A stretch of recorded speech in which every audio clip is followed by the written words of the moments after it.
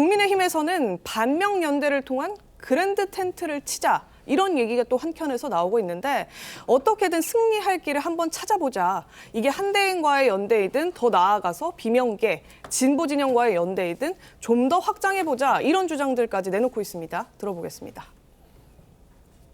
현재 상태에서는 65% 정도의 출마 가능성이 있다. 그때 되면 우리 의원들이 나서서 대한민국을 먼저 생각하자 설득을 하면 저는 뭐 동의하실 거라고 보고 있습니다. 당 바깥에 있는 분들하고 반명연대를 만들어야 된다. 근데 빅 텐트를 넘어서 그랜드 텐트를 만들어야 된다. 이낙연 옛날 민주당 대표께서도 우리와 같이 반명연대를 만들자고 지난주에 말씀을 하셨지 않습니까? 네. 네, 지금 박수영 의원 얘기는요. 한마디로 민주당 이재명 전 대표만 빼고 경선 주자, 대권 후보들 모두 모이자 이런 얘기입니다. 지금 보시는 것처럼 여권, 그러니까 국민의힘 후보죠. 김문수, 나경원, 양양자, 안철수, 이철우, 한동훈, 홍준표, 유정복. 여기에서 이제 국민의힘 후보 한 명이 선정이 될 테고요. 밖에서 이제 출마 가능성 높게 점쳐지고 있는 한덕수 대행, 또 개혁신당의 이준석 후보. 여기에 더해서 민주당을 이탈한 민주진영의 인물들이죠. 이낙연 전 총리와 김두관 전 지사, 또 김부겸 전 총리까지 소위 그랜드 빅텐트를 치자. 지금 이런 주장이 한켠에서 나오고 있고 이게 또 국민의힘 발로 나오고 있다는 것도 눈길을 끄는 대목입니다. 특히나 국민의힘에서도 이런 요청하지만요. 민주당 이탈 정당인 새로운 미래에서도 17일 개헌연대 행사를 하는데 여기에 유승민 전 의원 등을 공식적으로 초청했습니다. 물론 응답할지는 아직 알 수 없습니다만 지금 양진영이 서로 텐트 좀 쳐보자 이렇게 지금 러브콜을 보내고 있는 상황 같거든요. 강 부위원장님. 근데 이제 반 이재명 연대는요. 빅 텐트가 아니라 빈 텐트가 될 겁니다. 네. 왜냐하면 일단 국민의힘의 경선부터 갈등이 최소화돼야 돼요. 그런데 엊그제도 나경원 후보가 나 한동훈만은 이기겠다라고 해서 목표가 대선 후보가 되는 게 아니라 한동훈을 이기는 게 됐어요. 그러니까 갈등이 그만큼 심화됐다는 거죠. 그런 상황에서 국민의힘 후보가 누가 섰는데 거기에 밖에서 무소속 한덕수 후보가 나온다? 그럼 국민의힘 경선을 통과한 국민의힘 후보가 기분 좋겠습니까? 그러다 만약에 진다고 하면 아이고 한덕수가 대통령 돼야 되겠습니다 하고 도와주겠습니까? 안 도와줘요. 그런 상태에서 또 하나의 큰 문제는 뭐냐면 탄핵의 강을 넘어야 됩니다. 네. 반 이재명 텐트를 친다고 하면서 이준석, 유승민 더 넘어가서 이낙연까지 포용을 한다? 근데 이분들은 탄핵에 찬성했던 분들이에요. 비상계엄이 잘못됐다고 하시는 분들입니다.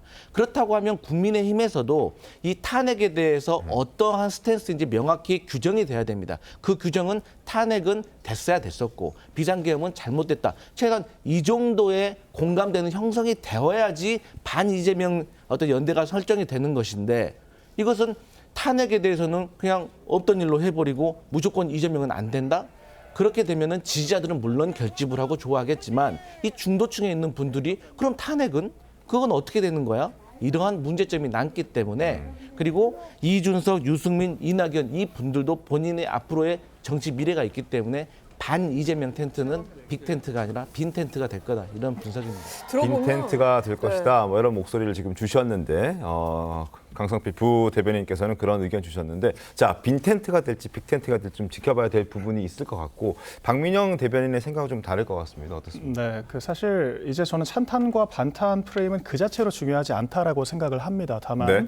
탄핵 심판 국면에서 어떤 애티튜드와 어떤 문제 해결 능력을 보여줬는지가 오히려 평가 대상이 될 수가 있겠죠. 그래서 비상계엄을 화두에 놓는다라고 하면 여야 정치인을 통틀어서 그 누구도 비상계엄이 좋은 방법론이라고 생각하진 않을 것 같습니다. 그래서 그런 기치가 대통합을 이루는데 걸림돌이 되진 않을 거라고 저는 생각을 하고요. 다만 이게 빅텐트라는 것이 저는 좀 시기상조의 논의라고 생각을 합니다. 왜냐하면 결과적으로 대통령 선거라는 것은 그 거대 양당이 당대당으로 맞붙는 그런 세력 구도가 될 수밖에 없는 것이고 결과적으로 한 명의 구심점을 만드는 것이 시작이 될 수밖에 없는 거거든요. 그래서 강력한 구심점을 기반으로 해서 이 한 진영의 열망을 담고 그 사람을 중심으로 텐트를 구축을 하는 것인데 아직 소위 보수 진영에서는 제대로 된 후보 선출 선출조차 마무리되지 않은 상황이기 때문에 아직까지는 시기상조라고 생각을 하고요. 다만 이런 것들이 필요 조건은 될 수 있을 거라고 생각을 합니다. 그래서 이 반 이재명 정서로 연대를 하나 만들고 또한 충분 조건이 되려면 그 후보 자체가 얼마나 유권자들에게 많은 소구력을 가질 수 있는지, 그래서 지금 중도층을 비롯한 국민들이 원하는 경제와 민생 안정, 이제 국정 운영에 대한 이 효과적인 그런 실력 발휘라는 이 아젠다에 얼마나 부응할 수 있을지를 지켜보는 것이 더 중요하다라고 저는 생각합니다. 송영훈 변호사님, 이 이재명 대표에 대한 비호감도가 꽤 높고 지금 국민의힘 대선에 출마하겠다고 하는 후보들은 특히나 더 이재명 대표에게 나라 맡길 수 없다 이런 주장들 지금 내놓고 있잖아요.